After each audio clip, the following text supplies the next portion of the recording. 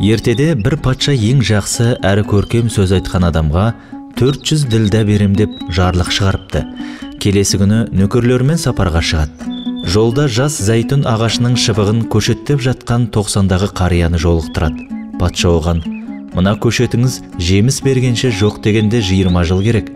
Төріңізден көріңіз, жақын қалғанда жемісін көрмейтін іске неге арамтер болып жатырсыз" дейді.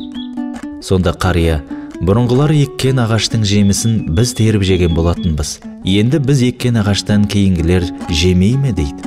Патша неткен әдемі сөз дейді де қарияға 400 ділдә бергізеді. Ақшаны алған қарт күлімсірейді. Сонда патша: "Неге күлдіңіз?" деп сұрайды. Қария: "Зәйтүн ағашы 20 жылдан кейін жеміс берсе, менің ағашым қолма-қол жеміс берді" дейді. Патша бұл сөзге одан әрі таң қалып, тағы да 400 ділдә бергізеді. Қария тағы да күлімсірей түседі. Патша себебін сұрағанда: "Зәйтүн ағашы жылына 1 рет жеміс берсе, менікі 2 рет жеміс беріп тұр емес пе?" дейді. Бұл жауапқа қайран қалған патша тағы да 400 ділдә бергізеді. Сосын атын тебініп, қарияның қасынан жылдам қозғалып кетеді.